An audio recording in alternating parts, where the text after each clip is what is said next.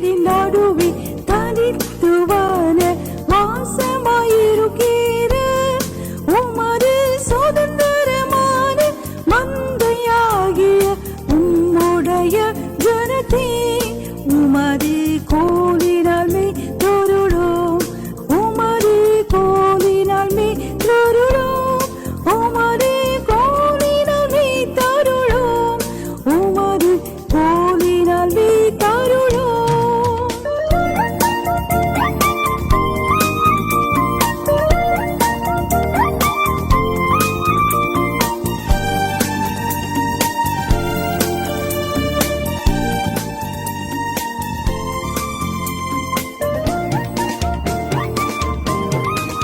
கடந்த 5 வாரங்களாக முதலாவது எது, எப்படி நம்ம ப்ரியாரிட்டியை சூஸ் பண்ணுறது, 5 வாரங்களில் நம்ம பார்த்து கொண்டு வருகிறோம். முதலாவது தேவனுடைய ராஜ்யத்தையும் அவருடைய நீதியும் நம்ம தேடணும். நமக்கு வேண்டிய உடை, உணவு, உறவிடம் அதெல்லாம் நமக்கு கொடுக்கப்படும். முதலாவது தேவனுடைய ராஜ்யத்தையும் அவருடைய நீதியும் தேடணும். முதலாவது பாத்திரத்தினுடைய உள்புறத்தை சுத்தமாக்கும். அதனுடைய பர்பஸே வெளிப்புறம் சுத்தமாகும்படியாக. மூன்றாவதாக பார்த்தோம், முதலாவது நம்ம எல்லாரோடு கூட ஒப்புரவாகணும். அதான் ஃபஸ்ட்டு. முதலாவது நம்ம எல்லாரோடு கூட ஒப்புரவாகணும். அப்புறம் நம்ம ரிலீஜியஸ் டியூட்டி, பலி செலுத்தலாம், காணிக்கை செலுத்தலாம், ஊழியம் செய்யலாம், எல்லாம் செய்யலாம். முதலாவது மற்றவர்களோடு கூட நல்மனம் பொருந்தணும், மற்றவர்களை நம்ம ஆதாயப்படுத்த வேண்டும். நான்காவது நம்மை நாமே முதலாவது நியாயம் தீர்க்கணும், மற்றவங்களுக்கு உதவி செய்யணும், மற்றவங்க கண்களில் இருக்கிற துரும்பை எடுக்கணும். முதலாவது நமக்கு நம்மை நாமே நிதானிக்க வேண்டும். நம்மை நாமே நிதானிப்போமான மற்றவங்க நம்மளை குற்றப்படுத்தக்கூடிய வாய்ப்பு இருக்காது என்று பார்த்தோம். பிரியமல்ல. 5வது கடந்த வாரத்தில் பார்த்தோம், பரத்திலிருந்து வருகிற ஞானம். முதலாவது சுத்தம், அது அக சுத்தம், புற சுத்தம் என்று பார்த்தோம். முதலாவது நம்முடைய வாழ்க்கையில் சுத்தம் இருக்கும். அப்புறம் மற்றதெல்லாம் சாந்தம், சமாதானம், இச்சை அடக்கம், பிரியமல், நற்கிரியைகள் இதெல்லாம் அப்புறம். முதலாவது வாழ்க்கையில் சுத்தம் இருக்கணும், உள் சுத்தம் இருக்கணும், புற சுத்தம் இருக்கணும்னு சொல்லி பார்த்தோம். இன்றைக்கு ரொம்ப ரொம்ப ரொம்ப ரொம்ப முக்கியமான ஒரு காரியத்தை பார்க்க போகிறோம். எல்லோரும் கொஞ்சம் அலர்ட்டாக இருந்துக்கோங்க. பிரியமானவர்களே, முதலாவது எது? முதலாவது எது? நம்ம எல்லாருக்கும், நம்முடைய வாழ்க்கையில், நமக்கு, நம்முடைய குடும்பங்களுக்கு, நம்முடைய பிள்ளைகளுடைய காரியங்களுக்கு, எல்லாவற்றுக்கும் இது ரொம்ப பயனுள்ள ஒரு வசனம். இயேசு சொல்கிறார், மத்தேயு 12ஆம் அதிகாரம் 29ஆம் வசனம். Matthew chapter 12 verse 29. அன்றியும் பலவானை முந்தி கட்டினால் ஒழிய, பலவானை முந்தி கட்டினால் ஒழிய, பலவானுடைய வீட்டுக்குள் ஒருவன் புகுந்து, பலவானுடைய வீட்டுக்குள் ஒருவன் புகுந்து அவன் உடைமைகளை எப்படி கொள்ளையிடக்கூடும்? அவனுடைய உடைமைகளை எப்படி கொள்ளையிடக்கூடும்? அவன் பெரிய பலவான். இப்போ அவன் வீட்டுக்குள்ள புகுந்து அவனுடைய உடைமைகளை கொள்ளையிட வேண்டும். அப்படி கொள்ளையிடலாமா? இங்க ஒரு உதாரணமா சொல்றார். அந்த பலவானை கட்டாமல் அவனுக்கு சொந்தமானதை நம்ம எப்படி கொள்ளையிட முடியும்? கட்டினானே ஆகில் அவன் வீட்டை கொள்ளையிடலாம். கட்டினேன் ஆகில் அவன் வீட்டை கொள்ளையிடலாம். இது அவனுக்கு சொந்தமான வீடு. நல்ல கவனிங்க. இவன் அவன் உரிமை வச்சிருக்கான், இவன் அதை கொள்ளையிடணும். அவனை கட்டாமல் எப்படி கொள்ளையிட முடியும்? அவனும் பலவான். அதைத்தான் நம்ம பார்க்குறோம். மார்க்கு 3ஆம் அதிகாரம் 27ஆம் வசனம். பலவானை முந்தி கட்டினால் ஒழிய ஒருவனும் பலவானுடைய வீட்டுக்குள் புகுந்து அவன் உடைமைகளை கொள்ளையிடக்கூடாது. கட்டினானே ஆகில் அவன் வீட்டை கொள்ளையிடுவான். இப்போ இந்த பலவான் யாரு? அவன் வீடு எது? இங்கே பிசாசு ஒரு பலவான், அவனுடைய வீடு நம்ம மாட்டிக்கிட்டு இருக்கோம். அப்படி ஒருத்தர் எடுக்கலாம். இன்னொன்று, நாம் அந்த பலவானுடைய வீடு. ஏதேன் தோட்டத்தில் நம்ம பாவம் செய்ததுலேருந்து பிசாசு இந்த உலகத்தின் அதிபதியாக இருக்கிறோம். நம்ம எல்லாரும் பாவம் செய்து தேவ மகிமையற்றவர்களாக. இப்போ நம்முடைய ஆத்மா அவன் கையில் இருக்கு. மனுஷனுடைய ஆத்மா அவன் கையில் இருக்கு. இப்போ இந்த மனுஷனுடைய ஆத்மாவை அவன் கையிலேருந்து காப்பாற்று. அவன் தான் மனுஷன். அந்த மனுஷனை பிசாசு கையிலேருந்து காப்பாற்று. எப்படி காப்பாற்ற முடியும்? அந்த பின்னணி ரொம்ப முக்கியமாக. எந்த சூழ்நிலையில் இயேசு இந்த வசனத்தை சொன்னார்? மத்தேயு 12ஆம் அதிகாரம் 22ஆம் வசனத்திலிருந்து வாசிக்கிறோம். மத்தேயு 12:22 முதல் வாசியுங்க. அப்பொழுது பிசாசு பிடித்த குருடும் ஊமையுமான ஒருவன் அவ்விடத்தில் கொண்டு வரப்பட்டான். குருடும் ஊமையுமானவன் பேசவும் காணவும் தக்கதாக அவனை சொஸ்தமாக்கினார். ஜனங்கள் எல்லோரும் ஆச்சரியப்பட்டு, தாவீதின் குமாரன் இவர்தானோ என்றார்கள். பரிசேயர் அதை கேட்டு, இவன் பிசாசுகளின் தலைவனாகிய பெயல்செபூலினாலே பிசாசுகளை துரத்துகிறானே அல்லாமல் மற்றபடி அல்ல என்றார்கள். இயேசு அவர்கள் சிந்தனைகளை அறிந்து அவர்களை நோக்கி, தனக்கு தானே விரோதமாய் பிரிந்திருக்கிற எந்த ராஜ்யமும் பாழாய்ப்போம், தனக்கு தானே விரோதமாய் பிரிந்திருக்கிற எந்த பட்டணமும் எந்த வீடும் நிலை நிற்க மாட்டாது. சாத்தானை சாத்தான் துரத்தினால் தனக்கு விரோதமாக தானே பிரிவினை செய்கிறதா இருக்குமே. அப்படி செய்தால் அவன் ராஜ்யம் எப்படி நிலை நிற்கும்? நான் பெயல்செபூலினாலே பிசாசுகளை துரத்தினால் உங்கள் பிள்ளைகள் அவைகளை யாராலே துரத்துகிறார்கள்? ஆகையால் அவர்களே உங்களை நியாயம் தீர்க்கிறவர்களா இருப்பார்கள். நான் தேவனுடைய ஆவினாலே பிசாசுகளை துரத்துகிறபடி. எப்படி அந்த பலவானை கட்டுகிறோம்? தேவனுடைய ஆவியினாலே பிசாசுகளை துரத்துகிறபடியால் தேவனுடைய ராஜ்யம் உங்களிடத்தில் வந்திருக்கிறதே. தேவனுடைய அரசாட்சி, தேவனுடைய ஆளுகை, தேவனுடைய அரசியல் சாசனம், கான்ஸ்டிடியூஷன், தேவனுடைய நீதி, தேவனுடைய சமாதானம், தேவனுடைய சந்தோஷம், உங்களுக்கு தேவ ஆட்சி வந்திருக்கு. அந்த ஆட்சி மாதிரி இந்த ஆட்சி வருது. பிசாசுடைய ஆட்சி மாறி தேவனுடைய ஆட்சி வருது. தேவனுடைய ராஜ்யம், தேவனுடைய அரசாட்சி பிசாசை துரத்துறதுனால வருது. எப்படி பிசாசை துரத்த முடியும்? தேவனுடைய ஆவியினால நான் சாத்தானை கட்டுகிறேன் அப்படின்னு சொல்றாரு. பிரியமானவர்களே, கர்த்தருடைய பரிசுத்த நாமத்துக்கு மகிமை உண்டாவது. இன்றைக்கு ஒரு சில வேத பகுதிகளை, நீண்ட வேத பகுதிகளை ஆங்கிலத்தில் எக்ஸஜெட்டிக்கல் அப்படின்னு சொல்லுவாங்க. அந்த பகுதியை நான் உங்களுக்கு விளக்கி காட்டுறேன். எக்ஸஜெட்டிக்கல் ஸ்டடி, இங்கே ஒரு வார்த்தை இங்கே ஒரு வார்த்தை என்று அடிப்படையில் படிப்பதை காட்டிலும் ஒரு வேத பகுதியை நம்ம ஆராய்ந்து பார்க்கணும். பிரியமானவர்களே, நம்ம எல்லாருக்குள்ளும் பாவம் இருக்கு. நம்ம எல்லாருக்குள்ளும் பாவம் இருக்கு. நம்ம எல்லாருமே அந்த பிசாசினுடைய ஆதிக்கத்தில் தான் இருக்கிறோம். பாவம் செய்தவர்கள், செய்யாதவர்கள். இந்த உலகமே அவனுடைய ஆளுகைக்குள்ள, அவன் உலகத்தின் அதிபதி எப்படிங்கிறத குறித்து ஒரு வேத பகுதியில் நான் விளக்குறேன். ரோமன்ஸ் சாப்டர் 5 from verse 12, 12ஆம் வசனத்திலிருந்து நம்ம வாசிக்க போறோம். வாசிங்க. இப்படியாக ஒரே மனுஷனாலே பாவமும் பாவத்தினாலே மரணமும் உலகத்திலே பிரவேசித்தது போலவும். நல்ல கவனிங்க. ஒரே மனுஷனால, ஆதாம் அந்த பழத்தை சாப்பிடாதன்னு ஆதாம்கிட்ட சொல்லியிருந்தார். ஏவாள் வஞ்சிக்கப்பட்டாள். ஆதாம் மீறலுக்குட்பட்டான். ஏவாள் வஞ்சிக்கப்பட்டாள். ஆதாம்கிட்ட ஆண்டவர் சொல்லியிருந்தார் அந்த பழத்தை சாப்பிடாதன்னு சொல்லி. ஆதாம் அதை மீறினான். அந்த ஆதாம் அந்த பழத்தை சாப்பிட்டான் என்றால் ஆதாம் சாப்பிடல. ஆதாம் சாப்பிடும்போது அவனுக்குள்ளாக தான் காயின் இருந்தார், அவனுக்குள்ளாக தான் ஆபேல் இருந்தார், அவனுக்குள்ளாக தான் தேராக இருந்தார், அவனுக்குள்ளாக தான் ஆபிரகாம் இருந்தார். அந்த பழத்தை அவன் சாப்பிடும்போது பிரியமானல அந்த ஆதாமுக்குள்ளாக இருந்து தான் யுவராஜா அந்த பழத்தை சாப்பிட்டார், ரூஃபஸும் அந்த பழத்தை சாப்பிட்டார். நம்ம எல்லாரும் அந்த பழத்தை சாப்பிட்டோம். நம்ம எல்லாம் எங்கே இருந்தோம்? ஆதாமுக்குள்ளே தானே இருந்தோம். இன்டலெக்சுவல் அல்ல, biological. We all were in Adam. So அந்த ஒரே மனுஷனால பாவம் பிரவேசித்தது போல எல்லா பாவம் செய்தபடியால் மரணம் எல்லோருக்கும் வந்தது போலவும் இதுவும் ஆயிற்று. இதுவும் ஆயிற்று. ஒரு மனுஷனால, அவனால தான் எல்லாருக்கும் பாவம் வந்துச்சு. அவனாலன்னா அவன் தான் நான், அவனுக்குள்ள இருந்து நான் தானே சாப்பிட்டேன். பிரியமானல, ஆபிரகாம் மெல்கிசதேக்குக்கு காணிக்கை கொடுக்கிறார், தசமபாகம் கொடுக்கிறார். அதை பற்றி எபிரேயரில் சொல்லும்போது ஆபிரகாம் அடியில் இருந்த ஆரோன், தசமபாகம் வாங்குகிற ஆரோன், அவனும் மெல்கிசதேக்குக்கு காணிக்கை கொடுத்தானே என்ற ஒரு லாஜிக்கல் ப்ரூஃப் வருது. தசமபாகம் வாங்குகிற ஆரோன் மெல்கிசதேக்கு காணிக்கை கொடுத்தான். எப்படி கொடுத்தான்? ஆபிரகாமுடைய மடியில் இருந்தான். ஆபிரகாம், ஈசாக்கு, யாக்கோபு, அதுக்கப்புறம் 4 பரம்பரை, அதில் தான் ஆரோன் வர்றார். ஆபிரகாம்லேருந்து கிட்டத்தட்ட 7 பரம்பரை தாண்டி 8வது பரம்பரையில் ஆரோன் வர்றார். அந்த ஆரோனும் மெல்கிசதேக்குக்கு தசமபாகம் கொடுத்தான் என்று நிரூபிக்கிறோம். அப்படியானால் ஆதாம் அந்த பழத்தை சாப்பிடும்போது ஆதாமுக்குள்ளாக நாம் அனைவரும் மீறுதலுக்குள்ளான. நான் தான் ஆதாம், அதை புரிந்து கொள்ள வேண்டும். அதனால தான் ஆதாமுக்குரிய மரணம் நமக்கும் வருகிறது. 13ஆம் வசனம். நியாயப்பிரமாணம் கொடுக்கப்படுவதற்கு முன்னும் பாவம் உலகத்தில் இருந்தது. நியாயப்பிரமாணம் மோசேயின் காலத்தில் வந்தது.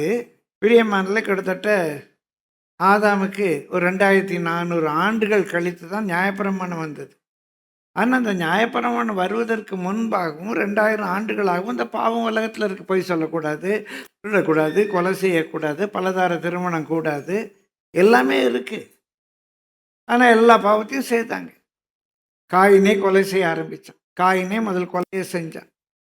லாமேக்கு 2 மனைவியை திருமணம் பண்ண, எல்லாம் வேதத்தில் பதிவு செய்யப்பட்டிருக்கு. ஆதாம் காலத்திலிருந்து மோசே காலம் வரைக்கும் பாவம் உலகத்தில் இருந்தது. பிரமாணம் இல்லாதிருந்தால் பாவம் எண்ணப்பட மாட்டாது. பொய் சொல்லாதே அப்படின்னு ஒரு பிரமாணம் இருந்தபடியினால, விபச்சாரம் செய்யாதே என்ற ஒரு பிரமாணம் இருக்கிறபடியினால அந்த பாவம் பெருசா தெரியுது, எண்ணப்படுது. அப்படி இருந்தும் மரணமானது ஆதாம் முதல் மோசே வரைக்கும் ஆதாமின் மீறுதலுக்கொப்பாய் பாவம் செய்யாதவர்களையும் ஆண்டு கொண்டது. ஆண்டவர் சொன்னார், இந்த பழத்தை சாப்பிடாதப்பான்னாரு. ஆதாம் சாப்பிட்டுட்டான். அந்த அளவுக்கு கூட உங்க வாழ்க்கையில நீங்க பாவம் செய்யாமல் இருந்திருக்கலாம். இந்த பழத்தை சாப்பிடாதன்னாரு, அவன் சாப்பிட்டான். அவன் கொலை செய்யலை, விபச்சாரம் செய்யலை, வேசித்தனம் பண்ணலை, யாரையும் திருடலை, யாரையும் அடிக்கலை, ஒன்றுமே பண்ணலை. இந்த பழத்தை சாப்பிடாதன்னாரு, சாப்பிட்டான். அந்த அளவுக்கு கூட நீங்கள் மீறுதல் செய்யலை அப்படின்னா கூட நம்ம எல்லாரும் பாவிகள் தான். பாவம் நம்மை ஆண்டு கொண்டிருக்கு. ஆதாமின் மீறுதலுக்கு ஒப்பாக பாவம் செய்யாதவர்களையும் பாவம் ஆண்டு கொண்டிருக்கிறது. அந்த ஆதாம் பின்பு வந்தவருக்கு முன் அடையாளமானவன். ஆனாலும் மீறுதலின் பலன் கிருபை வரத்தின் பலனுக்கு ஒப்பானதல்ல. எப்படி எனில், ஒருவனுடைய மீறுதலினாலே அநேகர் மரித்திருக்க, தேவனுடைய கிருபையும் இயேசு கிறிஸ்து என்னும் ஒரே மனுஷனுடைய கிருபையினாலே வரும் ஈவும் அநேகர் மேல் அதிகமாய் பெருகி இருக்கிறது. மேலும் ஒருவன் பாவம் செய்ததினால் உண்டான தீர்ப்பு தேவன் அருளும் ஈவுக்கு ஒப்பானதல்ல. அந்த தீர்ப்பு ஒரே குற்றத்தின் நிமித்தம் ஆக்கினைக்கு ஏதுவாய் இருந்தது. கிருபை வரமோ அநேக குற்றங்களை நீக்கி நீதி விளங்கும் தீர்ப்புக்கு ஏதுவாய் இருக்கிறது. அல்லாமலும் ஒருவனுடைய மீறுதலினாலே அந்த ஒருவன் மூலமாய் மரணம் ஆண்டு கொண்டிருக்க, கிருபையின் பரிபூரணத்தையும் நீதியாகிய ஈவின் பரிபூரணத்தையும் பெறுகிறவர்கள் இயேசு கிறிஸ்து என்னும் ஒருவராலே ஜீவனை அடைந்து ஆளுவார்கள் என்பது அதிக நிச்சயமாமே. விளக்கத்துக்காக சுட்டி காட்டி கடந்து போறேன். எப்படி ஆதாமுக்குள்ளாக நம்ம எல்லாரும் பாவிகளானமோ, அதே போல கிறிஸ்துவுக்குள்ளாக கிருபையினால நம்ம எல்லாரும் ரட்சிக்கப்படுறோம்.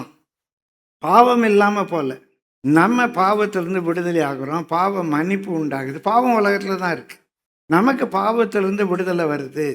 அந்த ஒரே மனுஷனால உலகத்துல பாவம் பிரவேசித்திருக்குமானா, இந்த கிறிஸ்துவுக்குள்ளாக நமக்கு ரட்சிப்பு கிடைச்சிருக்கு. மீறுதலின் பலனை விட, மீறுதலுக்குரிய எஃபெக்டை விட இயேசு கிறிஸ்துடைய கீழ்ப்படிதலுக்கு எஃபெக்ட் ரொம்ப ஜாஸ்தி. ஆதாமுடைய டிஸ்ஒபீடியன்ஸ்னால பாவம் வந்திருக்குமே, ஆனால் இயேசு கிறிஸ்துவனுடைய ஒபீடியன்ஸ்னால நமக்கு ரட்சிப்பு வருவது எவ்வளவு நிச்சயம். அடிக்கடி சொல்லுவேன், லாஜிக்கலாக யோசிக்கணும். ஆதாம் ஒருவனுடைய கீழ்ப்படிதலினால பாவம் வறுமையானால், இயேசு என்கிற ஒருவருடைய கீழ்ப்படிதலினால நமக்கு ரட்சிப்பு வந்திருக்குது. மீறுதலினுடைய எஃபெக்டை விட கிருபை வரத்தினுடைய பலன், கிருபை வரத்தினுடைய எஃபெக்ட் அதிகமானது. 18ஆம் வசனம். ஆகையால் ஒரே மீறுதலினாலே எல்லா மனுஷருக்கும் ஆக்கினைக்கு ஏதுவான தீர்ப்பு உண்டானது போல, ஒரே நீதியினாலே எல்லா மனுஷருக்கும் ஜீவனை அளிக்கும் நீதிக்கு ஏதுவான தீர்ப்பு உண்டாயிற்று. அன்றியும் ஒரே மனுஷனுடைய கீழ்ப்படியாமையினாலே அநேகர் பாவிகள் ஆக்கப்பட்டது போல, ஒருவருடைய கீழ்ப்படிதலினாலே அநேகர் நீதிமான்களாக்கப்படுவார்கள். மேலும் மீறுதல் பெருகும்படிக்கு நியாயப்பிரமாணம் வந்தது. அப்படி இருந்தும் பாவம் பெருகின இடத்தில் கிருபை அதிகமாய் பெருகிற்று. ஆதலால் பாவம் மரணத்துக்கு ஏதுவாக ஆண்டு கொண்டது போல, கிருபையானது நம்முடைய கர்த்தராகிய இயேசு கிறிஸ்துவின் மூலமாய் நீதியினாலே நித்திய ஜீவனுக்கு ஏதுவாக ஆண்டு கொண்டது. கர்த்தருடைய பரிசுத்த நாமத்துக்கு மகிமை. நிறைய வசனம். அப்போ நம்ம பாவம் செய்யலாமா? செய்யக்கூடாது. பாவம் செய்யாமல் இருக்க கிருபை இருக்கு. என்னுடைய எல்லா மனுஷனுடைய ஆத்மா எதில் மாட்டிக்கிட்டு இருக்கு? பாவத்துக்குள்ள மாட்டிக்கிட்டு இருக்கு. பொய் சொல்கிற சுபாவம் இருக்கு, தவறுகளுக்கு இடம் கொடுக்குற சுபாவம் இருக்கு, எல்லாருக்குள்ளேயும் இருக்கு. இயேசு என்ன செய்கிறாரு? நம்ம ஆத்மாவை, நம்ம அந்த சோலை பிசாசின் கையிலிருந்து விடுவிக்கிறார். எப்படி விடுவிக்க முடியும்? அந்த பலவான முந்தி கட்டணும், அந்த பிசாசுடைய செய்கையை முந்தி கட்டணும். அந்த பிசாசுடைய செய்கையை முதலாவது கெட்டுனாதான் அந்த ஆத்மாவை பிசாசினுடைய வல்லடிக்கு விலைக்கு ரொம்ப ரொம்ப ஒரு ஆழமான காரியம்.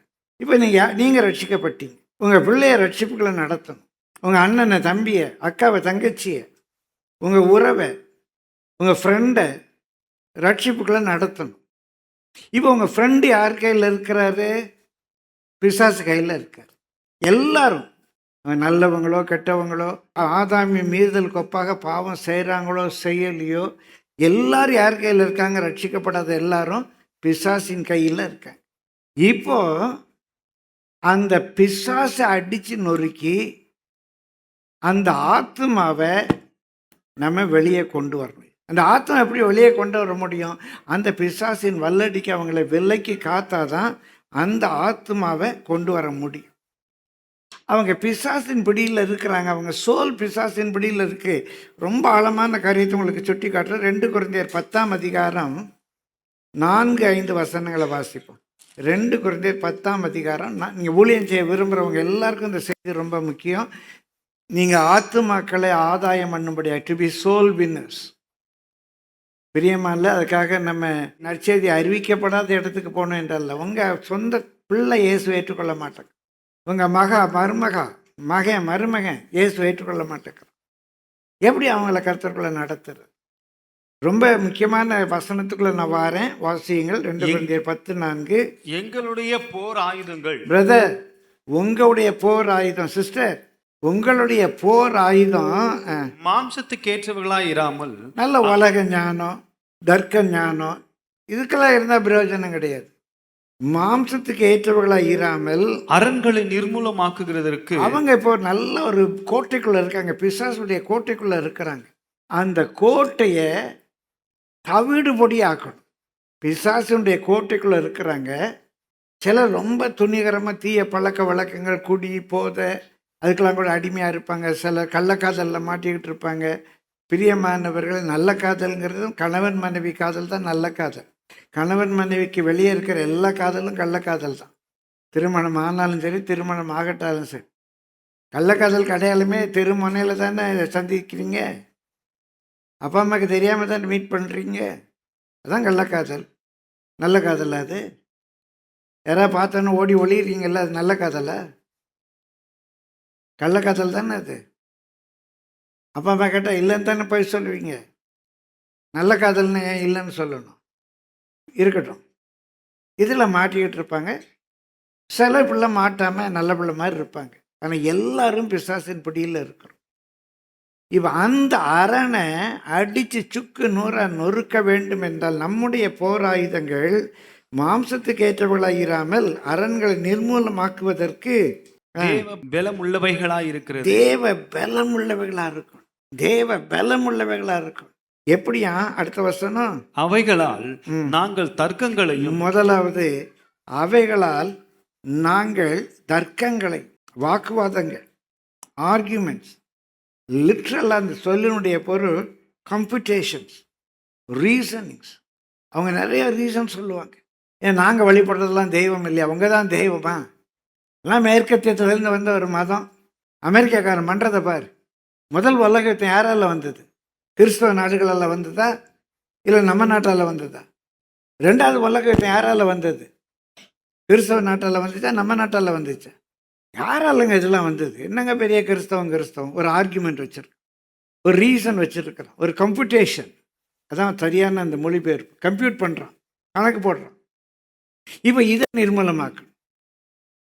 அவனுடைய ஆர்கியூமெண்ட்ஸ். 2வது, அவைகளால் நாங்கள் தர்க்கங்களையும் தேவனை அறிகிற அறிவுக்கு விரோதமாக எழும்புகிற எல்லா மேட்டிமை, தேவனை அறிகிற அறிவுக்கு விரோதமாக எழும்புகிற எல்லா மேட்டிமை, everything that exalteth itself against the knowledge of God, pride, lofty opinion.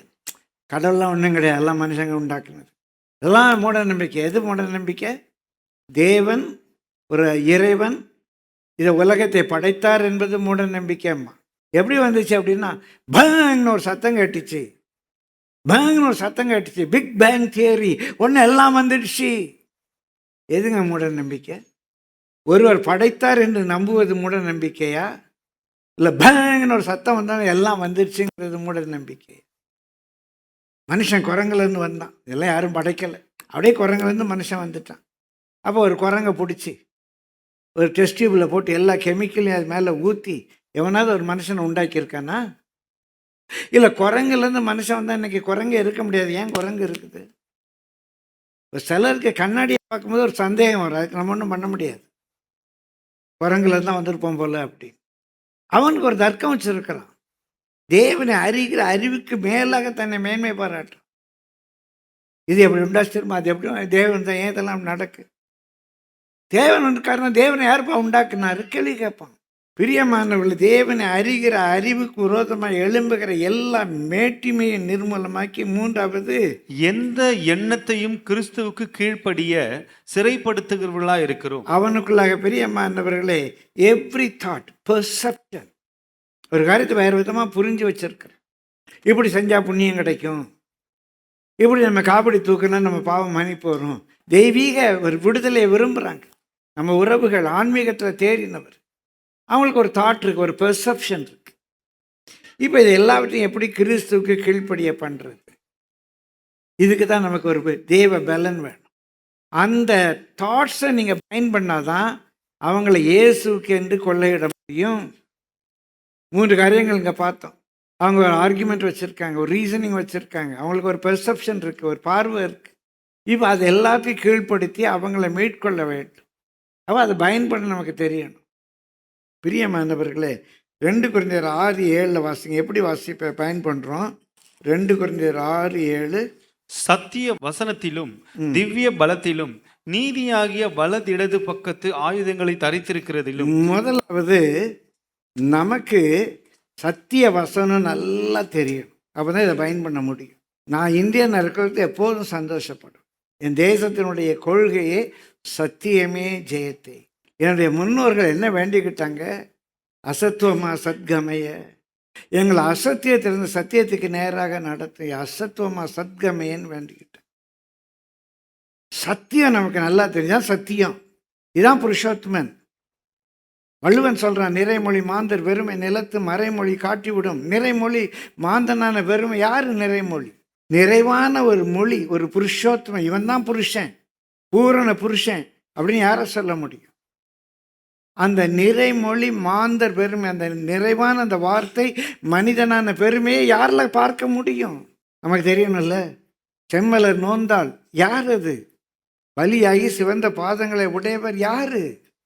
செம்மலர் நோந்தாள். அது யாரு? செம்மலர் நோந்தாள். பிரியமானவர்களே, சத்தியம் நமக்கு தெரியணும், இதுதான் சத்தியம். சத்தியத்தினாலும் 2வது திவ்ய பலத்தினால். பிள்ளைங்க, வாலி பிள்ளைங்க ஜெபிங்க, ஆண்டவர் என்னை சத்தியத்தால் நிரப்பும், எனக்கு ஒரு டிவைன் பவரை தாங்க ஆண்டவர். அது எந்த பவர்? பரிசுத்தாவினால் வருகிற பலம், திவ்ய பலம், தெய்வீக பலம். திவ்ய பலத்தினாலும் நீதியாகிய வலதுபுறத்து இடதுபுறத்து ஆயுதங்களை தரித்திருக்க. என் வாழ்க்கையில் தேவ நீதி நிறைவேறும். என் ஸ்கூலில், காலேஜில், என் வாழ்க்கையில் நான் நீதிமானாக வாழணும். அப்போ தான் என் ஃப்ரெண்டை பலவானுடைய கையிலிருந்து நான் காப்பாற்ற முடியும். பலவானுடைய கையிலிருந்து நான் காப்பாற்ற முடியும். அவனுடைய தர்க்கங்களை நம்ம உடைக்க முடியும். என்னடா பெந்தைகோஸ்துன்னு போகிற, ஞாயிற்றுக்கிழமை கோயிலுக்கு வந்தால் பார்த்தேன், கல்யாணத்தில் பார்த்தா அங்கே வெள்ளைப்புடவை கட்டிகிட்டு இருந்த, ஒரு நகை இல்லை, நட்டு இல்லை, போல்ட் இல்லை, அப்படியே கல்யாணம் முடிஞ்சு ரிசப்ஷன் வந்தேன், எல்லாத்தையும் அள்ளி போட்டுக்கிட்டு இந்த பிளாட்ஃபார்மில் விற்கிறதெல்லாம் வாங்கி போட்டுட்டு போலி நகையெல்லாம் போட்டுட்டு இருக்க. என்னடா அவங்க பெந்தைகோஸ்து சொல்லுவானா இல்லையா? உன் ஃப்ரெண்டை ஒரு நாள் ஆதாயப்படுத்த முடியுமா? நம்முடைய வாழ்க்கையிலேயே நீதியை வெளிப்படுத்தலையே, அவள் எப்படி நம்ம மற்றவங்களை ஆதாயப்படுத்த முடியும்? அவள் 3 காரியங்கள் இங்கே சொல்லப்பட்டிருக்கு. 1 சத்திய வசனம் இருக்கணும், 2வது டிவைன் ஸ்ட்ரென்த் இருக்கணும், 3வது நம்முடைய வாழ்க்கையில் நீதியின் அடையாளம் இருக்கணும். இடது பக்கம் வலது பக்கம் ஆல் ரவுண்ட் உன் வாழ்க்கையில் ரைச்சஸ்ன்னு இருக்கணும். வேலை ஸ்தலத்தில் நீ ரைச்சஸாக இருக்கணும். அப்போ தான் நீ ஆத்மா ஆதாயம் பண்ண முடியும். பிரியமானவர்களே, அது மாத்திரமல்ல, இன்னொரு பெரிய பேசேஜ் உங்களுக்கு சுட்டி காட்டுறேன். ரோமர் 6:11 ரோமர் 6:11 அப்படியே நீங்களும் உங்களை பாவத்திற்கு மரித்தவர்களாகவும் நம்முடைய கர்த்தராகிய இயேசு கிறிஸ்துவுக்குள் தேவனுக்கென்று பிழைத்திருக்கிறவர்களாகவும் எண்ணிக்கொள்ளுங்கள். பிரியமானவர்கள், இப்போ நீ ஊழியம் செய்ய விரும்புறீங்க, பலவான முந்தி கட்ட விரும்புறீங்க, அவனுக்குள்ளாக இருக்கிற அந்த ஆத்மாவை கொள்ளையிடணும். உங்கள் ஃப்ரெண்டை கரெக்டாக கொள்ளையிடணும், உங்கள் பிள்ளைய ரட்சிப்புகளை நடத்தணும், உங்கள் மகனை ரட்சிப்புகளை நடத்தணும். இப்போ என்ன செய்கிறது? அப்படியே நீங்களும் உங்களை பாவத்துக்கு மரித்தவர்களாகவும் நம்முடைய கர்த்தராகிய இயேசு கிறிஸ்துவுக்குள் தேவனுக்கென்று பிழைத்திருக்கிறவர்களாகவும் எண்ணிக்கொள்ளுங்கள். ஹலோ பிரதர் சிஸ்டர், கேக்குதா? நீங்க நீங்க நீங்க உங்களை பாவத்துக்கு மரித்தவர்களாக கன்சிடர் பண்ணணும். நீங்க நியாயப்பிரமாணத்தை மீறுவீங்க, நீங்க ஓய்வு நாளை பரிசுத்தமாக ஆசரிக்க மாட்டீங்க. அவன் விபச்சாரம் செய்யக்கூடாதா? செய்யக்கூடாது. ஏன் நீ ஓய்வு நாளை பரிசுத்தமாக இது பெரிய பாவம், அது சின்ன பாவமா? கொஞ்சம் யோசிங்க. எல்லாமே 10 கட்டளையில் இருக்கு. இது பெருசு, இது சிறுசா? நான் அதிகாரிக்கு கீழ்ப்படிய மாட்டேன், நீ எனக்கு கீழ்ப்படியணும். அது எப்படி? நீ அதிகாரிக்கு கீழ்ப்படிய மாட்ட, பிறகு உன் பிள்ளை கீழ்ப்படியணுமா உனக்கு? நீ உன் புருஷனுக்கு கீழ்ப்படிய மாட்ட, உன் பொண்ணு நீ சொன்ன கீழ்ப்படியணுமா? நீங்க பாவத்துக்கு மரிச்சிருக்கீங்களா? கீழ்ப்படியாமைக்கு நீங்க மரிச்சிட்டீங்களா? நியாயப்பிரமாண தேவனுடைய 10 கட்டளைகளை கை கொள்றதுக்கு நீங்க ரெடியா இருக்கீங்களா? பிரியமானவர்களே, கடல்ல மூழ்கிட்டு இருக்கிறவன் இன்னொருத்தனை காப்பாற்ற முடியுமா? உங்களுக்கு நீச்சல் தெரிஞ்சாதானே அவனே அது வெளியே கொண்டு வர முடியும். பார்க்குறோம் 12ஆம் வசனம். ஆகையால் நீங்கள் சரீர இச்சைகளின்படி பாவத்திற்கு கீழ்ப்படியத்தக்கதாக சாவுக்கேதுவான உங்கள் சரீரத்தில் பாவம் ஆளாதிருப்பதாக. உங்க சரீரத்துல பாவம் ஆட்சி செய்யக்கூடாது. உங்க வாழ்க்கையில பாவம் ஆட்சி செய்யக்கூடாது. அப்பதான் நீங்க மற்றவங்களை காப்பாற்ற முடியும்.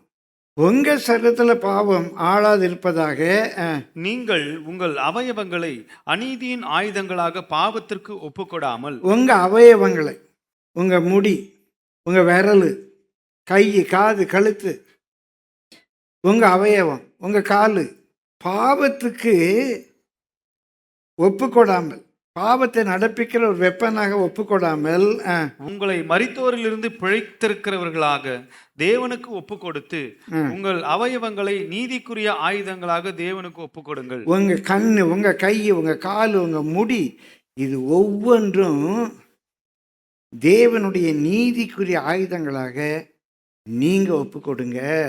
இதுதான் வெப்பன். நீங்க அப்படியே கீழ்ப்படிதான் காண்பிக்கிறீங்க. நீங்க பாஸ்டர் கீழ்ப்படுறீங்க, நீங்க வேதத்துக்கு கீழ்ப்படுறீங்க, நீங்க கர்த்தருக்கு கீழ்ப்படுறீங்க, நீங்க கீழ்ப்படுறீங்க. நீங்க கீழ்ப்படுகிற கீழ்ப்படிதல் அதை வச்சு உங்க பிள்ளையாடி. நான் எப்படி கீழ்ப்படுறேன் பார்த்தியா? எப்படி நான் வசனத்துக்கு கீழ்ப்படுறேன் பார்த்தியா? நான் எப்படி எங்கள் அப்பா கீழ்ப்படினேன் பார்த்தியா? அதாங்க நீங்கள் அடிக்கிற அடி. உங்கள் ஃப்ரெண்ட்கிட்ட பேசும்போது சொல்லணும், நான் எப்படி இருக்கேன் பார், ஏசன் எப்படி மாற்றிட்டார் பார். நான் தண்ணி அடித்து தெருவில் விழுந்து கிடந்தேன், ஏசு என்னை மாற்றிட்டார், அதை வச்சு நீ ரீச் பண்ணுங்கிறார். என் கால் மிண்டி அப்படியே அப்படியே அப்படியே டாஸ்மாக் பக்கம் இழுத்துட்டு போகும். இப்போ என் கால் கோயில் பக்கம் இழுத்துட்டு போகுது. என் கால் இப்போ நீதிக்கு அடிமையாயிடுச்சு. ஆனால் நான் ஒரு விக்கிரகத்தை வச்சு வணங்கிக்கிட்டு இருந்தேன். இன்னைக்கு என் தேவனை நான் விக்கிரகத்தில் பார்க்கல, நான் மாறிட்டேன். என்னுடைய வாழ்க்கையினுடைய இந்த மாற்றம் தான் என் பிள்ளையை தொட முடியும். வாசிக்க தொடர்ந்து, நீங்கள் நியாயப்பிரமாணத்திற்கு கீழ்ப்பட்டிராமல் கிருபைக்கு கீழ்ப்பட்டிருக்கிறபடியால் பாவம் உங்களை மேற்கொள்ள மாட்டாது. இப்போ நீங்க பொய் சொல்லாத, பொய் சொல்லாத, பொய் சொல்லாத, பொய் சொன்னா கதை அடிப்பார், விபச்சாரம் செஞ்சா கல்லறிந்து கொல்லப்படுவீர்கள், வேசித்தனம் பண்ணினால் இப்படி தண்டனை அப்படின்னு சொல்லி நீங்க இப்போ நியாயப்பிரமாணத்துக்கு கீழ்பட்டு இருக்கல. நீங்க இப்போ என்ன செய்றீங்க? கிருபைக்கு கீழ்பட்டு இருக்கிறபடினா. கிருபை, நான் பொய் சொல்ல மாட்டேன், கிருபை. பொய் சொன்ன ஆண்டவர் அடிப்பாரேன்னு சொல்லி பயந்தல்ல, நான் பொய் சொல்ல மாட்டேன். கிருபை, நான் நியாயப்பிரமாணத்துக்கு கீழ்பட்டு இருக்கல, கிருபைக்கு கீழ்பட்டு இருக்கிறபடினால பாவம் என்னை ஆட்கொள்ள முடியாது, பாவம் என்னை ஆட்கொள்ள முடியாது. இதனால் என்ன? நாம் நியாயப்பிரமாணத்திற்கு கீழ்ப்பட்டிராமல் கிருபைக்கு கீழ்ப்பட்டிருக்கிறபடியால் பாவம் செய்யலாமா? கூடாதே. நான் இப்போ கிருபைக்கு கீழ்ப்பட்டிருக்கிறதுனால பொய் சொல்லாமல் இன்னைக்கு நிறைய கள்ள போதகர்கள், திருட்டு பசங்க, எல்லாம் கிருபை, எல்லாம் கிருபை. நம்ம என்ன பாவம் செஞ்சாலும் கிருபை. நீ செஞ்ச பாவம், செய்கிற பாவம், செய்ய போகிற பாவம் எல்லாம் கிருபை உனக்கு இருக்கு. நீ பாவத்தை பற்றி பயப்படாத. இல்லை இல்லை, கிருபை இருக்கிறபடியினால நான் பாவம் செய்ய மாட்டேன். நியாயப்பிரமாணத்துக்கு பயந்து நான் பொய் சொல்லலை. பொய் சொன்னால் நரகத்துக்கு போவேனே என்று பயந்தல்ல. கிருபை நான் பொய் சொல்லாமல் இருக்கு. எங்கள் அப்பா அம்மாவை கனம் பண்ணலைன்னா என்னை கல்லெறிஞ்சு கொன்றுவாங்களேன்னு பயந்து எங்கள் அப்பா அம்மாவை கனம் பண்ணலை. எங்கள் அப்பாவை கனம் பண்ண எனக்கு கர்த்தர் கிருபை தந்தார். கிருபை இருக்கிறபடினால நம்ம பாவம் செய்யலாமா கூடாதே. மரணத்துக்கு ஏதுவான பாவத்துக்கானாலும் நீதிக்கு ஏதுவான கீழ்ப்படிதலுக்கானாலும் எதற்கு கீழ்ப்படியும்படி உங்களை அடிமைகளாக ஒப்பு கொடுத்திருக்கிறீர்களோ அதற்கே கீழ்ப்படுகிற அடிமைகளா இருக்கிறீர்கள் என்று அறியீர்களா? இன்றைக்கு பாவத்துக்கு அடிமையாக இருக்கிறவன் அவனுடைய சாய்ஸ் அல்ல. நல்ல கவனிங்க, ரொம்ப ஆழமான காரியம். ஒரு பாவத்துக்கு அடிமையாக இருக்கிறான்னா அது அவனுடைய சாய்ஸ் இல்லை. அவனால் பாவம் செய்ய முடியலை, அவன் பாவத்துக்கு அடிமையாக இருக்கிறான். கிருபைக்கு அடிமையாக இருக்கிறவன் அதுவும் அடிமை தான். இயேசுக்கு அடிமை. நான் இயேசுக்கு அடிமையாக இருக்கிறது என்னுடைய சாய்ஸ், என்னுடைய தெரிந்து கொள்ளுதலினாலே நான் இயேசுக்கு அடிமையாக இருக்கிறேன். பிரியமானவர்களே, ஒரு சம்பவம் நான் படித்திருக்கிறேன் பல ஆண்டுகளுக்கு முன்பாக. அப்போ தான் இந்த அடிமைத்தனத்துக்கு விரோதமாக, ஸ்லேவரிக்கு விரோதமான ஒரு புரட்சி நடந்துகிட்டு இருக்கு. இந்த அடிமைகளை மீட்கிறது, பைபிளில் மீட்பு என்று பார்க்குறோம். இந்த மீட்புக்கு 3 காரியங்கள் உண்டு. ஒரு நாட்டோட ஒரு நாடு யுத்தம் பண்ணி அந்த நாட்டில் உள்ள ஆண்கள் பெண்கள்லாம் பிடிச்சி அடிமை சந்தையில் வச்சுருக்கிறாங்க. இப்போ அந்த அடிமை, அந்த ட்ரேடர், அதை பிடிச்சிட்டு வந்த சோல்ஜர்ஸ்ட்டை வாங்கி மார்க்கெட்டில் வச்சு விற்கிறான். இந்த சோல்ஜர்ஸ்ட்டை ரேட்டு கொடுத்து ஒரு 10 பேர், 4 ஆம்பளை 6 பொம்பளை பிடிச்சி வச்சு விற்கிறான். பிரியமானவர்களே, இப்போ அங்கே ஒருத்தர் நல்லா வீட்டு வேலை, ஒரு மேனேஜர், அவரை பிடிச்சிட்டு வந்து, இப்போ தானியெல்லாம் பிடிச்சிட்டு போனாங்க இல்லையா, ராஜ குலத்தில் உள்ளவங்க. அதே மாதிரி ஒரு நல்ல டீச்சர், இந்த டீச்சர் அம்மா இருக்காங்க. இந்த டீச்சர் அம்மா அங்கே ரேட் போட்டிருக்கு, எவ்வளவு, இவங்க 1 லட்சம் ரூபா. உடனே அவர் என்ன பண்ணுறான், அந்த 1 லட்சம் ரூபாயை கட்டி அந்த டீச்சரை தன்னுடைய அடிமையாக்கி தான் பிள்ளைகளுக்கு டீச் பண்ண வைக்கிறேன். ஏதோ அதுக்கு சாப்பாடு போட்டு பிள்ளைகளுக்கு டீச் பண்ண வைக்கிறேன். அந்த அடிமைக்குரிய காசை கொடுத்து அந்த அடிமையை தனக்கு அடிமையாக்கிக்கிட்டான். இது ஒரு ரிடம்ஷன். இன்னொரு ரிடம்ஷன் இருக்கு. இப்போ அந்த டீச்சர்மா பார்த்தா பாவமாக இருக்கு. இல்லை, ஒரு வயசான டீச்சர், அவங்களுக்கு எவ்வளோ ஒரு 10,000 ரூபா. ஆனால் அந்த அடிமைக்கு இப்போ சுயாதீனம் வழங்கணும் அப்படின்னா கவர்மெண்ட்டுக்கு ஒரு பணம் கட்டணும். உடனே அவர் என்ன பண்ணுறான், பாவம் அந்த அம்மா கட்டி போட்டிருக்கு, சாப்பாடும் இல்லை, ஒன்றும் இல்லை, எவனும் வாங்க மாட்டேங்கிறான். அந்த சந்தையில் அந்த அம்மாவுக்கு என்ன விலையோ அந்த விலையை கொடுத்து கவர்மெண்ட்டு கட்ட வேண்டிய டேக்ஸை கட்டி இந்த அம்மாவுக்கு சுயாதீனம் வழங்குறான். அப்படி சுயாதீனம் வழங்கும்போது தான் காதில் துவாரம் படுற பழக்கம் இருந்திருக்கு. ஒரு ஸ்டாம்ப் குத்துறாங்க, இவன் அடிமையாக தான் இருந்தான், இன்றைக்கி சுயாதீனம் கிடச்சிருக்குங்கிறது தான் காதில் துவாரம் பட்டாங்க. ஒரு பக்கம் இருக்கட்டும் கதை. 3வது ஒன்று இருக்கு. பிரியமானவர்களே, ஒரு அடிமை வயசான ஒருத்தர் கட்டி போட்டிருக்கு, ஒரு பேர் வாங்க மாட்டேக்கா. இப்போ நான் பார்க்குறேன், அவனுக்கு சுயாதீனம் கொடுக்கணும், ஆனால் என்ற காசு இல்லை, நான் நல்லா வாட்ட சட்டமாக இருக்கேன். அந்த ட்ரேடர்கிட்ட போய் சொல்கிறேன், ஐயா அவனை விட்டுருங்க, நான் வரேன். என்னையே அடிமையாக ஒப்பு கொடுத்து அவனை ரிலீஸ் பண்ணிடலாம். அப்பவும் காதில் குத்துவான். அவன் அடிமையாக இருந்தாங்கிற கடையாளம் காதில் குத்து. அவனுக்கு சுயாதீனம் வழங்கலாம். ஒன்று, அடிமைக்கு காசு கொடுத்து அடிமையை வாங்கி எனக்கு அடிமையாக வச்சுக்கலாம். இன்னொன்று, அடிமைக்கும் காசு கொடுத்து கவர்மெண்ட்டுக்கும் டேக்ஸ் கட்டி அந்த அடிமைக்கு சுயாதீனம் வழங்கலாம். 3வது, என்னையே அடிமையாக ஒப்பு கொடுத்து அந்த அடிமைக்கு சுயாதீனம் வழங்கலாம். இந்த 3 விதத்திலேயும் பிரியமான பாவத்துக்கு அடிமையாக இருந்த நமக்கு இயேசு சுயாதீனம் வழங்கி இருக்கட்டும். சம்பவத்துக்கு வரேன். ஆபிரகாம் லிங்கன் அப்படி ஒரு பெண்ணை பார்க்குற ரொம்ப பரிதாபமாக இருக்குது. அந்த பெண்ணுக்குரிய தொகையும் அரசாங்கத்துக்குரிய தொகையும் கொடுத்து அந்த பெண்ணுக்கு சுயாதீனம் வழங்குகிறார். இந்த பெண்ணை தனக்கு அடிமையாக்கலை, அந்த பெண்ணுக்கு சுயாதீனம் வழங்குறார். எல்லாம் டீல் முடிஞ்சு போச்சு. அந்த பெண்ணு ஓடி வந்து இவருக்கு முன்பாக முழங்கார் படிக்கிட்டு, ஐயா நான் உங்களுக்கு அடிமை அப்படின்னு. அந்த பிள்ளைக்கு புரியலை போல. இல்லைம்மா நீ யாருக்கும் அடிமை இல்லை, நான் உனக்கு சுயாதீனம் வழங்கிட்டேன் அப்படின்னு அவர் சொல்கிறார். அந்த பிள்ளை தெரியுது, எனக்கு தெரியுயா, நீங்கள் எனக்கு சுயாதீனம் வழங்கிட்டீங்க, எனக்கு சுயாதீனம் வழங்கிட்டீங்க. இப்போ என்னுடைய சுயாதீனத்தின்படி, with my free will, with my free will, என்னுடைய சுயாதீனத்தின்படி நான் உங்களுக்கு அடிமையா. கரங்களை தட்டி கர்த்தரை ஸ்தோத்திரிப்போம். இப்போ நீ வழங்கின இந்த சுயாதீனத்தின்படி நான் உங்களுக்கு அடிமையா. பிரியமான கர்த்தருடைய பரிசுத்த நாமத்துக்கு மகிமை உண்டாவதாக. ஆண்டவர் கர்த்தர் சிலுவையில் மரித்து எனக்கு சுயாதீனம் வழங்கிட்டாரு. அந்த சுயாதீனத்தினாலேயே நான் இன்றைக்கு கர்த்தருக்கு அடிமை. நான் கர்த்தருக்கு அடிமையாக இருக்கிறது என்னுடைய சுயாதீனம், என்னுடைய ஃப்ரீவில். கர்த்தருடைய வசனத்துக்கு நான் கீழ்ப்படியணுங்கிறது என்னுடைய ஃப்ரீவில். உலக வேஷம் எனக்கு வேண்டாங்கிறது என்னுடைய ஃப்ரீவில். பொன்னினால் முத்துக்களினால் என்னை அலங்கரிக்க வேண்டாங்கிறது என்னுடைய free will. I am a slave for the word of God.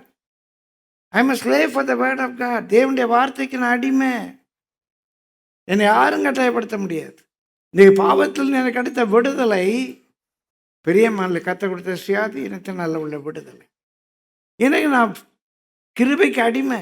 கர்த்தருடைய பரிசுத்த நாமத்துக்கு மகிமை உண்டாவதாக. ஆண்டர் இந்த டாபிக்கை ப்ரிப்பேர் பண்ணால் நான் ப்ரிப்பேர் பண்ணி ஆகணும். ஆண்டர்கிட்ட ஏற்றி பேசிகிட்டு இருக்க முடியாது. ஆண்டர் 10 மணிக்கு வான்னா 10 மணிக்கு நான் போகணும். என்னுடைய சுயாதீனத்தினாலே நான் அவருக்கு அடிமை. நான் பாவம் செய்ய முடியாது, பாவம் செய்யக்கூடாது. பிரியமானவர்களே 17ஆம் வசனம் வாசியுங்கள். முன்னே நீங்கள் பாவத்திற்கு அடிமைகளாய் இருந்தும் இப்பொழுது உங்களுக்கு ஒப்புவிக்கப்பட்ட உபதேச சட்டத்திற்கு நீங்கள் மனப்பூர்வமாய் கீழ்ப்படிந்ததினாலே தேவனுக்கு ஸ்தோத்திரம். பாவத்தினின்று நீங்கள் விடுதலையாக்கப்பட்டு நீதிக்கு அடிமைகளானீர்கள். உங்கள் மாம்ச பலவீனத்து நிமித்தம் மனுஷர் பேசுகிற பிரகாரமாய் பேசுகிறேன். அக்கிரமத்தை நடப்பிக்கும்படி முன்னே நீங்கள் உங்கள் அவயவங்களை அசுத்தத்திற்கும் அக்கிரமத்திற்கும் அடிமைகளாக ஒப்புக் கொடுத்தது போல இப்பொழுது பரிசுத்தமானதை நடப்பிக்கும்படி உங்கள் அவயவங்களை நீதிக்கு அடிமைகளாக ஒப்புக் கொடுங்கள். இப்போ என்னுடைய அவயவத்தை நான் இப்போ எதுக்கு? மற்றவங்களை ஜெயிக்கணும்னா, மற்றவங்களை பிசாசின் பிடியிலிருந்து விடுவிக்கணும்னா ஏன் அவயவங்களை நீதிக்கு அடிமையாக நான் ஒப்பு கொடுக்கணும்? அதான் என்னுடைய போர் ஆயுதம். நான் மாதிரியாக இருக்கணும். இன்னைக்கு பெரிய ஒரு தவறு, ஒரு பேய்த்தனத்துக்கு அடுத்த உபதேசம். நம்ம அவங்கள மாதிரி இருந்தால் அவங்கள மீட்டெடுக்கலாம்னு நினைக்கிறோம். எடுக்கவே முடியாது. நீங்கள் இயேசுவை மாதிரி இருந்தால் தான் அவங்கள மீட்டெடுக்க முடியும். இவன் இன்னைக்குள்ள ஒரு ட்ரெண்டு. அந்த ட்ரெண்டில் நான் ஒரு பாட்டு பாடுறேன்னு வச்சுப்போம். ஆனால் அந்த சினிமாவில் அதை அழகாக அந்த பாட்டை பாடியிருப்போம். இல்லை அந்த மியூசிக், அந்த மாதிரி ஒரு நல்ல ஒரு ராக் மியூசிக் மாதிரி ஒரு மியூசிக் கொடுக்கணும்னு நினைக்கிறேன். அந்த மியூசிக்கை கேட்க அவன் இங்கே வர வேண்டாம். அந்த மியூசிக்கை கேட்க அந்த மியூசிக் பாட்டிக்கே அவன் போகலாம். அப்போ நான் யாராக என்னை காண்பிக்கணும்? உலகத்துலேருந்து டிஃப்ரெண்ட்டாக என்னை காண்பிக்கும். அதான் என்னுடைய போர் ஆயுதம். ஏசுட்டவா இப்படி இருக்கலாம், இப்படி சந்தோஷமாக இருக்கலாம், இப்படி ஜாலியாக இருக்கலாம், இப்படி பாவத்திலிருந்து விடுதலை பெற்றிருக்கலாம், இப்படி நம்ம மகிழ்ச்சியாக இருக்கலாம், நமக்கு இப்படி ஒரு விடுதலை கிடைக்கும், இப்படி நிம்மதியாக தூங்கலாம். பெரிய பாண்டவர்களே வாசிங்க. பாவத்திற்கு நீங்கள் அடிமைகளாய் இருந்த காலத்தில் நீதிக்கு நீங்கினவர்களாய் இருந்தீர்கள்.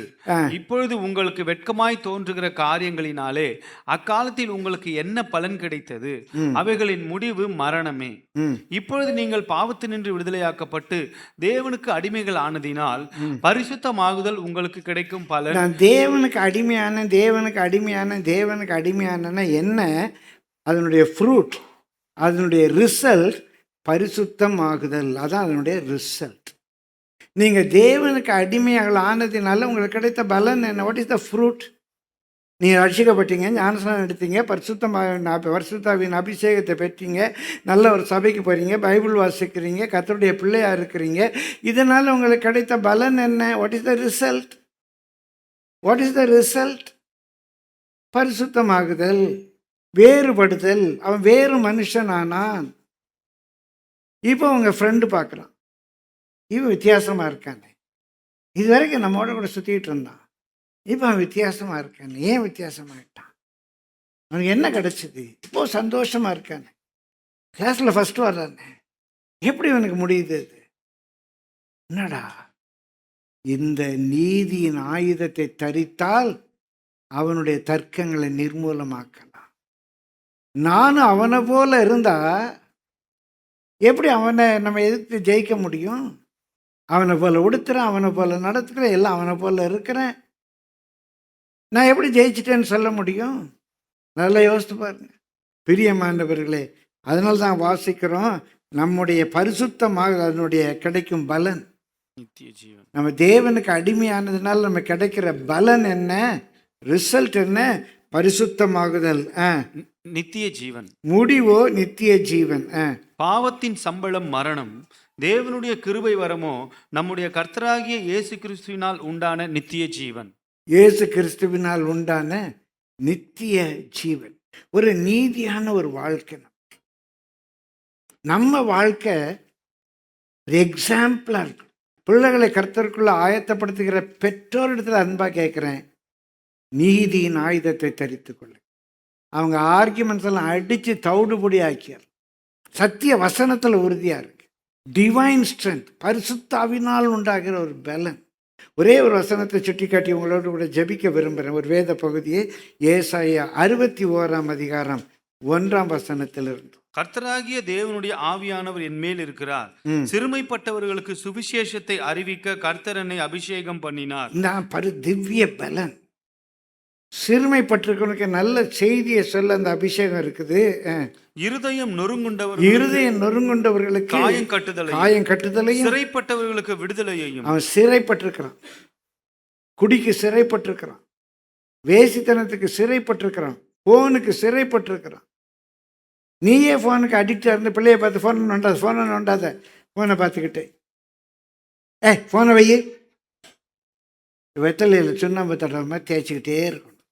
நீயே ஃபோனுக்கு அடிமை, எப்படி நீ மற்றவங்களுக்கு ஹெல்ப் பண்ண முடியும்?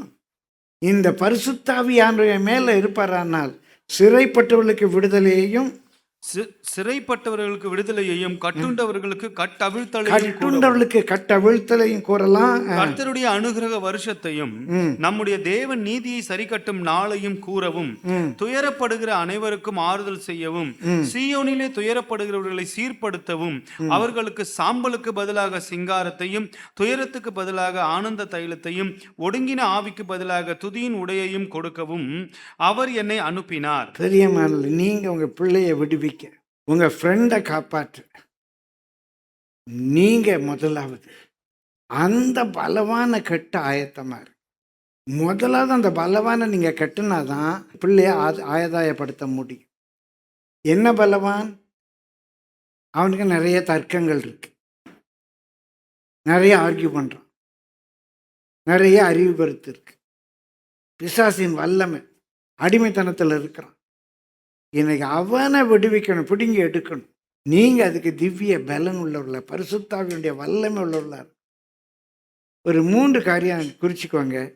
நல்லா ஜெபம் பண்ணுங்க. நம்பர் ஒன் உங்க ஃப்ரெண்டுக்காக, உங்க கிளாஸ்மேட்டுக்காக, உங்க மகனுக்காக, மகளுக்காக, மருமகனுக்காக, மருமகளுக்காக, அப்பாவுக்காக, அம்மாவுக்காக, அண்ணனுக்காக, தம்பிக்காக, அக்காவுக்காக, தங்கச்சிக்காக, ஃப்ரெண்டுக்காக நல்லா ஜெபம் பண்ணுங்க. Number 1 pray. அந்த பிசாஸ், அவனுக்குள்ளாக இருக்கிற பிசாசின் கிரியைனா பாவம், தர்க்கங்கள், மேட்டிமையான எண்ணங்கள், ரீசனிங்ஸ், அதெல்லாம் உடைக்கணும், நிர்மூலமாக்கணும். ஜெபம் பண்ணு. 2வது, பிரியமானவர்களே, நீங்க சத்தியத்தால நிரம்புங்க. Be filled with the truth. எழுதிக்கோங்க. சத்தியம் உங்களுக்கு நல்லா தெரியும். சத்தியத்தினால நீங்க நிரம்பி இருக்கணும். சத்தியம் உங்களை நடத்தணும்.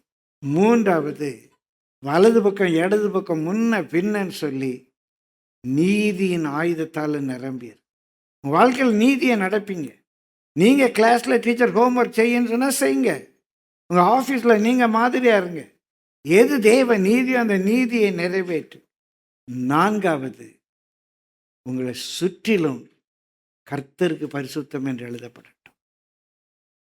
அவர் பிசாசு அலறுவான். உங்களை பார்த்தாலே கர்த்தருடைய பிள்ளைன்னு தெரியும். உங்களை பார்த்தா அந்த உலகத்தான் சொல்லே, பிரம்மகுமாரிடா, பிரம்மனுடைய மகாடாவா, அவன் அவதாரம்டா, அவனால நம்ம லேசில் வாழ முடியாது. அவனுக்குள்ள இருக்கிற ஞானம் அது வித்தியாசம்டா. உலகம் தான் சொல்லணும். எல்லாம் எங்கும் கர்த்தருக்கு பரிசுத்தம் என்று இருக்கட்டும். 5வது உங்களுடைய போர் ஆயுதம், சமயம் வாய்த்தாலும் வாய்க்காவிட்டால் அவங்ககிட்ட பேசுங்க, சொல்லுங்க, இது தப்புன்னு சொல்லுங்க, ஜெபிங்க, நீங்க நீதியா நடங்க, சத்திய வசனத்தில் தேருங்க. அப்பதான் எல்லா ஆர்குமெண்ட்ஸும் உங்களால் முறியடிக்க முடியும். உங்க எல்லை எங்கும் கர்த்தருக்கு பரிசுத்தம் என்று இருக்கட்டும். போய் அவங்ககிட்ட சத்தியத்தை பற்றி பேசு. வாசிங்க 2 தீமோத்தேயு 4ஆம் அதிகாரம் 1ஆம் வசனம் முதற்கொண்டு.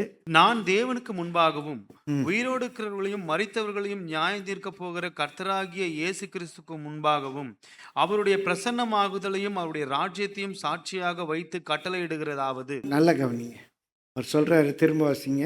நான் தேவனுக்கு முன்பாகவும் தேவனுக்கு முன்பாகவும் உயிரோடு இருக்கிறவர்களையும் மரித்தவர்களையும் நியாயம் தீர்க்க போகிற கர்த்தராகிய இயேசு இயேசு கிறிஸ்துக்கு முன்பாகவும் அவருடைய பிரசன்னமாகுதலையும் அவருடைய ராஜ்யத்தையும் சாட்சியாக வைத்து கட்டளையிடுகிறதாவது. அவருடைய பிரசன்னமாகுதலையும் அவருடைய ராஜ்யத்தையும் சாட்சியாக வைத்து கட்டளை இடுகிறேன், கமாண்ட் பண்றேன். கட்டளை இடுகிறதாவது சமயம் வாய்த்தாலும் வாய்க்காவிட்டாலும், in season or out of season. இதுக்கு டைம், இந்த டைம் அந்த டைம் இல்லை. எனக்கு கிடைக்கிற நேரம் அதான். சமயம் வாய்த்தாலும் வாய்க்காவிட்டாலும் ஜாக்கிரதையாய் திருவசனத்தை பிரசங்கம் பண்ணு. ஜாக்கிரதையாக எல்லா ஞானத்தோடு ஆவிக்குரிய விவேகத்தோடு அவங்கள்ட்ட எப்படி பேசணும் அவர் நடத்துவார். நமக்கு அந்த அறிவு, அவங்கள பற்றி நமக்கு தெரியணும். உச்சிதமான பர்சனல் எவாஞ்சலிஸ்ட்டை பற்றி இன்னொரு நாள் செமினார் எடுக்கிறேன். உங்களுக்கு சொல்லித்தார். முன்பு பர்சனல் எவாஞ்சலிஸ்டம் செமினார் எடுத்து எப்படி ஜாக்கிரதையாக பேசும். சமயம் வாய்த்தாலும் வாய்க்காவிட்டாலும். இன்றைக்கி நமக்கு உலக சட்டம் தெரியணும், அவங்க வழிபாட்டு முறை தெரியணும், அவங்க நம்பிக்கை தெரியணும். நம்ம ரொம்ப ஜாக்கிரதையாக பேசும். சமயம் வாய்த்தாலும் வாய்க்காவிட்டாலும் திருவசனத்தை ஜாக்கிரதையாய் பிரசங்கம் பண்ணு எல்லா நீடிய சாந்தத்தோடும். அந்த வேளையில எல்லா நீடிய சாந்தத்தோடு, ஜென்டில்னா என்ன தெரியுமா? Law abiding, not law enforcing. Law abiding, not law enforcing. அதான் சாந்தம். அவங்ககிட்ட சாந்தத்தோடு பேசணும். நம்ம லா அபைடிங்காக இருக்கணும். அவங்ககிட்ட போய் லாவை என்ஃபோர்ஸ் பண்ணிகிட்டு இருக்க முடியாது. அவங்ககிட்ட போய் லாவை என்ஃபோர்ஸ் பண்ண முடியாது. இப்போ முதல்ல அவங்க விடுதலை ஆகணும். பலவானை முந்தி கட்ட வேண்டும். ஸோ எல்லா சாந்தத்தோடும் எல்லா நீடிய சாந்தத்தோடும் உபதேசத்தோடும் கண்டனம் பண்ணி. பிரியமானவர்களை, தவறுன்னு சொல். கண்டனம், இது தப்பு, நீ போய் சொல்கிறது தப்பு, நீ திருடுறது தப்பு, இப்படி கிளாஸ் கட்டடிக்கிறது தப்பு, இப்படி நீ கர்த்தருடைய நாளை பரிசுத்தமாக ஆசரிக்காமல் போகிறது தப்பு. எது தப்பு சொல்லுங்க. அவங்க தவறை சுட்டி காட்டுங்க. இந்த தவறு கிறிஸ்தவங்களுக்கு, இந்துக்களுக்கு, முஸ்லீம்ஸுக்கு, நாத்தியர்களுக்குன்னு கிடையாது. திருடுறதுன்னா யாருமே திருடக்கூடாது. இது ஒரு மதத்துக்குரியதா? இல்லையே. நீங்கள் மத பிரச்சாரம் பண்ணாதீங்க, ஆத்மாவை ஆதாயம் பண்ண. பிசாசின் பிடியிலிருந்து, பாவத்தின் கண்ணியிலிருந்து அவங்கள விடுவிக்கணும். இயேசுவை அறிவிக்கிறோம், நான் மதத்தை அறிவிக்கலை. நீ அவன் வைத்திருக்கிற ஒரு சின்னத்தை எடுத்து போட்டுட்டு சிலுவையை வை அப்படின்னா அது மதம் இல்லை. இது தப்பு. கண்டனம் பண்ணி அடிந்து கொண்டு புத்தி சொல்லு. ஏனென்றால் அவர்கள் ஆரோக்கியமான உபதேசத்தை பொறுக்க மனதில்லாமல் செவி திணவுள்ளவர்களாகி தங்கள் சுய இச்சைகளுக்கேற்ற போதகர்களை தங்களுக்கு திரளாக சேர்த்து கொண்டு சத்தியத்துக்கு செவியை விலக்கி கட்டுக்கதைகளுக்கு சாய்ந்து போகும் காலம் வரும். கர்த்தருடைய பரிசுத்த நாமத்துக்கு மகிமை உண்டாவதாக. இதுதான் நம்முடைய போராயுதம். முதலாவது அவங்களுக்குள்ள இருக்கிற அந்த ஆத்மா, அந்த ஆர்கியூமெண்ட்ஸ், அந்த பலவீனம், அந்த எண்ணங்கள், அதை அவங்கள விடுவிக்கணும். அதுக்கு பிசாசை கட்டணும், பிசாசுடைய வல்லமையை கட்டணும். அதுக்கு நமக்கு வேண்டியது சத்திய வசனம், திவ்ய பலன், நீதியினுடைய ஆயுதங்கள். பிரியமான கர்த்தர் கண்டிப்பாக கட்டளையிடும். இவள் ஆண்டவரை பார்த்து கேட்போம். குறிப்பாக, ஆண்டவரே திவ்ய பலத்தினால் என்னை நிரப்பும் ஆண்டவர். இந்த திவ்ய டிவைன் ஸ்ட்ரென்த் இருந்தால் தான் நீங்கள் பலவானை முந்தி கட்ட முடியும். நீங்கள் டிவைன் ஸ்ட்ரென்த்தால் நிரப்பப்படும். உங்களுடைய அவயவங்கள் நீதியின் ஆயுதங்களாக இருக்கும். உங்கள் முடி முதல் அடி மட்டுமாக நீதியை வெளிப்படுத்த வேண்டும். நீங்கள் கர்த்தருக்கு உங்களை அடிமையாக ஒப்பு கொடுத்தோம் என்று சொன்னால் பரிசுத்தமாகுதல் அதனுடைய பலனாக இருக்க வேண்டும். இன்னும் நான் உலகத்தானாவே ஜீவிப்பேன், நான் இயேசுக்கு நான் அடிமையாக ஒப்பு கொடுத்துருக்கேன்னு சொன்னால் இயேசுக்கு அடிமையாக ஒப்பு கொடுத்ததினால் உள்ள பலன் நமக்கு இன்னும் கிடைக்கவில்லை. பிரியமானவர்களே, வேத வசனத்தை ஆராய்ந்து பாருங்கள், உங்களுக்கு நித்திய ஜீவன் உண்டு. நம்ம எல்லாரும் இருக்கிறவங்களை எழுப்பி நின்று ஜெபிப்போம்.